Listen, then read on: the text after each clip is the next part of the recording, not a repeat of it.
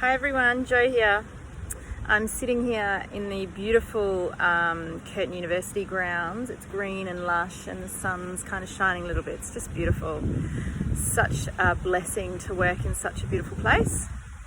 I was thinking this morning about how everyone's feeling overextended and fearful at the moment with all the coronavirus restrictions going on. So in Australia, I'm touching my face. Oops. In Australia, we really don't have very high rates of the actual infection, and in WA, we haven't yet had a transmission yet. So anyone who's been diagnosed in WA has got it overseas and brought it back in, and there's not been a transmission that has happened in WA yet. So our risk of infection is extraordinarily low. It's highly, highly unlikely that going about our normal day we are going to be infected, even if we do hug people. But the restrictions are definitely impacting people's lives at a massive, massive level. People are looking at, and I'm not saying restrictions are bad, I think they're necessary because this is how we avoid having a major outbreak with high mortality rates and, like massive things that have happened in the past. This has not happened in our lifetime for most of us, and so this is all weird and new and stressful, but these things have happened before in human history. We just know more now and we know how to handle it better, which is great. But in order to handle it better, it means these restrictions that have been put on people are having their workloads either highly put under a high demand, or they're looking at a loss of livelihood, or possibly even both. Which is pretty awful times. We're having parents freaking out about not knowing if schools are going to close or not. I mean, and I'm one of them. I'm working and running a couple of businesses and trying to keep them going amidst all of this crazy. And my workload at work at the uni has increased. There's a lot of unknowns and a lot of uncertainty. I don't know if my kids are going to be able to go to school throughout the next few months. Everything's up in the air. And I was thinking about how I previously would have handled this and how I'm feeling now.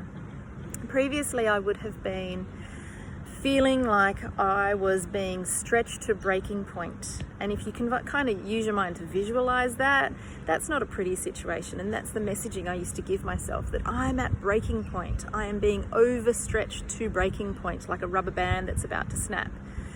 And as lots of you will know, I recently went to a very intensive training program, and one of the things they deliberately built into the training was for us to be really, really stretched. The shortest day we did was 12 hours, the longest day was 17 hours. We were really, really stretched to see what we could cope with and see how we could still be resourceful under pressure.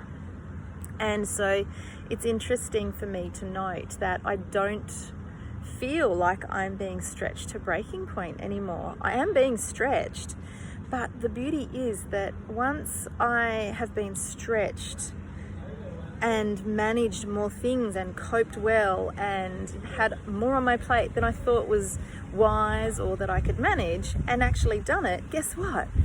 I have a greater capacity. That gives me a greater capacity in the future to be able to step into situations where I am stretched, where my capacity is really, really stretched, and know and believe in myself that I can still manage. So I guess my encouragement to everyone today is to have a look at how you're feeling stretched, and can you sit into that being stretched a little bit more? Can we take away the idea of potentially breaking and just perhaps think that, you're being stretched for a reason. There are greater things. On the other side of this, there are greater things for all of us. And the bigger capacity we have after this to stretch into greatness, to stretch into challenge, to stretch into success, the more successful we will be. So this event now, it could be perceived as being really quite stressful, and the world has gone slightly crazy. But the positives in this is that we are all growing. We are all collectively growing beyond what we thought we could do. We are holding more uncertainty than we thought we could. But guess what's in uncertainty? Possibility is in uncertainty. When we don't know how things are going to go, then it opens us up to much, much more possibilities. And that's what's happening. People are working from home.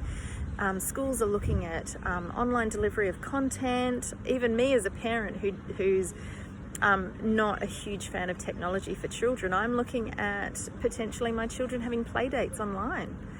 I would never have thought of that before. And so yes, we are being stretched.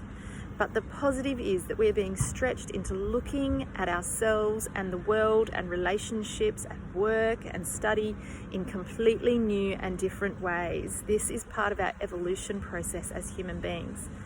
So take a deep breath, regroup, mentally have a look at what you're telling yourself, and remind yourself that you are right now a part of human evolution.